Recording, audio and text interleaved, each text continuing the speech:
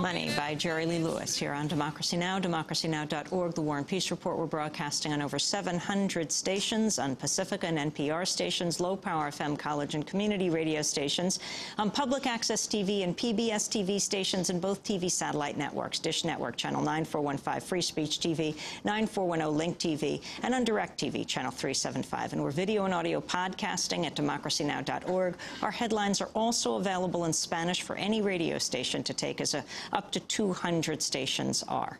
I'm Amy Goodman. As we turn now to news from the Middle East, the New York Times reported Friday that Israel recently carried out a major military exercise that Pentagon officials say appeared to be a rehearsal for a potential bombing attack on Iran's nuclear facilities. More than 100 Israeli F-16 and F-15 fighter planes took part in the maneuvers over the eastern Mediterranean and Greece. Helicopters and refueling tankers flew more than 900 miles, which is about the same distance between Israel and Iran's uranium enrichment plant at Natanz. An Israeli military spokesperson said the country's Air Force, quote, regularly trains for various missions in order to confront and meet the challenges posed by the threats facing Israel. An Israeli politician told the London Times, meanwhile, that this was, quote, a dress rehearsal, and Iran should, quote, read the writing on the wall. Iran said it considers such an attack, quote, impossible, but warned of a, quote, devastating response in the event of such an attack. Mohammed al-Baradei, the head of the International Atomic Energy Agency, the IAEA, during an Al Arabiya television interview, said he would resign if a military strike were carried out on Iran. If there ended up being a military action against Iran at this time, then I will be unable to continue my work. Al-Baradei added that, quote, I don't believe that what I see in Iran today is a current grave and urgent danger. A military strike, in my opinion, would be worse than anything possible. It would turn the region into a fireball. If you do a military strike, it'll mean that Iran, if it's not already making nuclear weapons, will launch a crash course to build nuclear weapons with the blessing of all Iranians, even those in the West. Well, we're joined right now by blogger, Quaker activist, and veteran journalist Helena Coban from Washington, D.C. She's a contributing editor for the Boston Review and writes regularly on the Middle East for the Christian Science Monitor and the London-based Arabic daily Al Hayat. Her blog is justworldnews.org. Her latest book is called Re-Engage America and the World After Bush. We welcome you to Democracy Now! Helena, can you talk about the Israeli military exercise and what this means? Hi, Amy. Hi, everybody out there. Yeah, I was fascinated by the report for a number of reasons. One was the name of Michael R. Gordon, New York Times reporter at the top on the byline, one of the two names on the byline.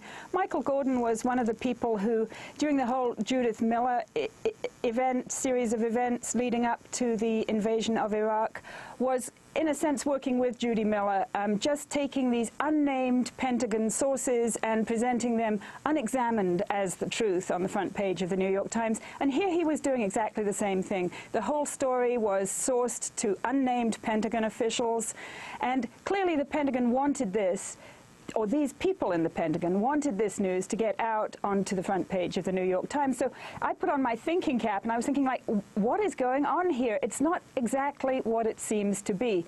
I wish, obviously, that Michael Gordon and Eric Schmidt, his co-byline writer there, had asked some of the more interesting questions. For example, these exercises were held at the end of May and the beginning of June. Why didn't we learn about them then? Why was it leaked now? That's one good question. Another good question is, what is the involvement actually of some portions of the U.S. military in all this? Because the exercises took place in a portion of the East Mediterranean that is certainly NATO airspace. So you can't say that nobody in the U.S. military knew about this. There has to have been some degree of complicity.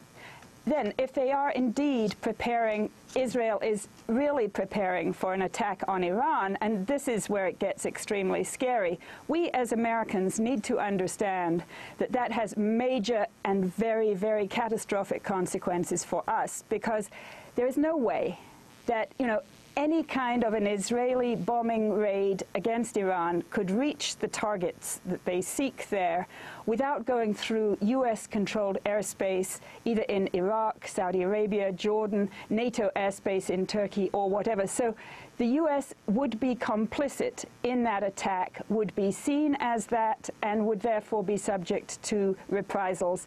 Because, you know, launching a military attack on another country is an act of war. Maybe we've forgotten that. I guess, no, we haven't forgotten that, because that's what we did in Iraq in 2003. So if we are complicit in Israel's act of war against Iran, then the 160,000 U.S. military service people in Iraq are sitting ducks for Iranian reprisal. This is very scary stuff. And, you know, obviously the supply lines that support them in Iraq are long and vulnerable and mainly go through the waters of the Gulf. They could be cut off by the Iranians. But, you know, if the Iranians just did a couple of small things in the Straits of Hormuz and shut the Gulf, and that obviously also majorly affects the international oil markets. So one thing we did see when the report came out Friday was that oil prices spiked again, just with this kind of very sketchy report that the Israelis were upping the tension level against Iran. The oil prices spiked again.